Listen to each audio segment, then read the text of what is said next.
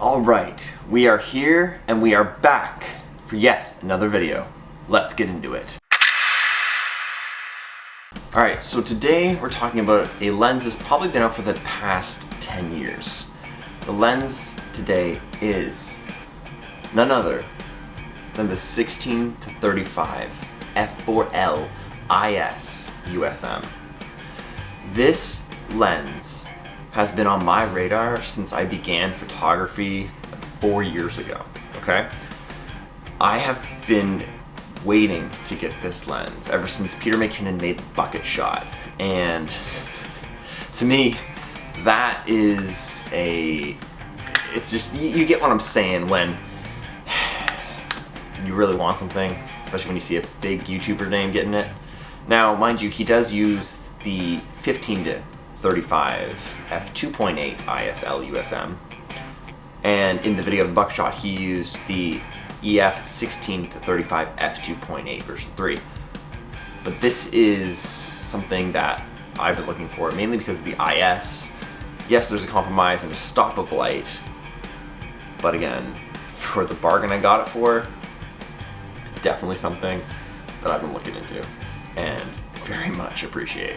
You see, 16-35, the cool thing about this lens is a bunch of different things. It goes from ultra wide 16, let's see if I can get it in focus here, ultra wide 16 all the way to 35. And that in and of itself gives a lot of diversity in regards to having that ultra wide focal length with landscape and right up to a moderate portrait shot at 35. Now, though I did recently just pick this up, I haven't fully tested it out, so there will be another review later on in regards to my long-term usage of this, or even a 6-month halfway mark.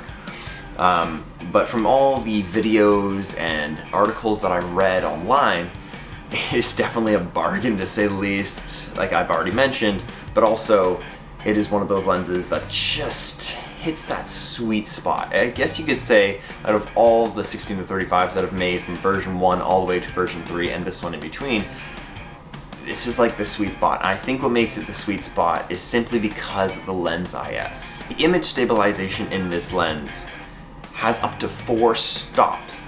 That means if you want to shoot at 16 or 35 or anywhere in between that range, you can stop at your your shutter speed down 4 times what it would be and still have that correction that you need in regards to that extra shake.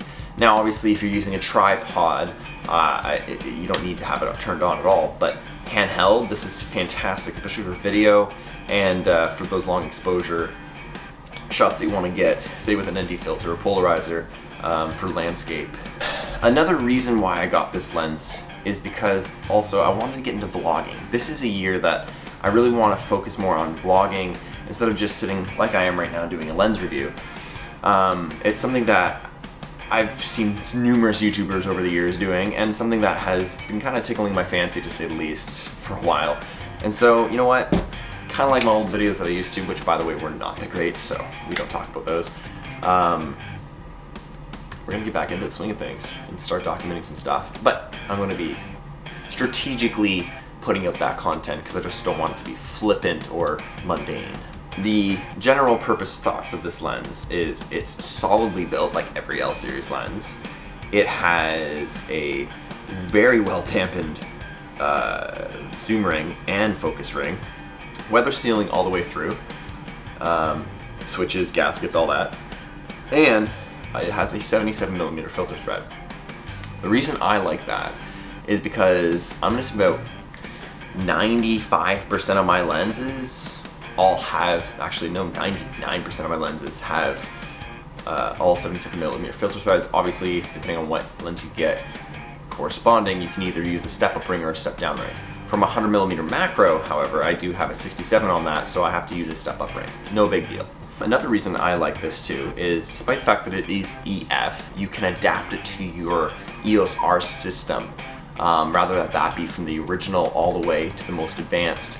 This lens truly is one of those amazing amazing things. You just need one in your pocket.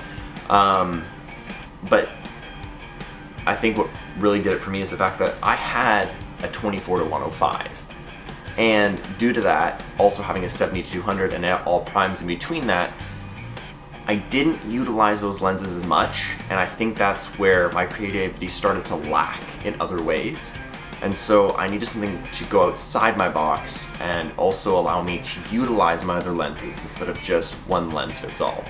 So, lo and behold, I sold that lens and I got the 16-35 instead. At the end of the day, when it comes to lenses and cameras and everything, you need to figure out what works best for you.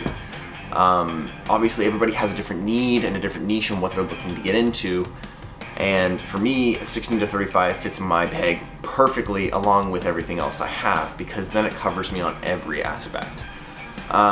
Again, like I said, everybody has their own different needs and niches, so a 16-35 might not be needed for you, but something else might be. So keep that in mind when you're looking to build your kit as a whole, because that, at the end of the day, comes down to your personal preferences, and B, your shooting style. One last thing that I'd like to mention before this video is over, the fact that I also got this lens for one other reason, and that is to get into real estate photography.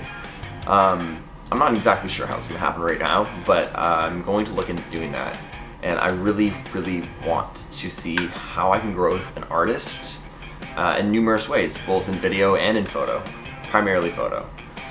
And that kind of checks the box for the full frame, you know, ultra wide, you know, for those tight spaces that you can't get with maybe even a 24, where this covers that now. So now I have everything from 16 all the way to 200 in my kit, and I'm very, very pleased to say that I think my kit is officially complete as of now, 2025. But that's it for me today, guys, and I hope you like watching this. Though it is a brief video, I do apologize. There's not a lot of information given because, again, I just got this lens, so there's very limited information I have yet in regards to use cases. But I hope you liked it, and I hope to see you again soon. Don't forget to like, subscribe, and do all that fun stuff because I do see it in my analytics. All right, have a great brand new 2025, and I hope to see you in my next video.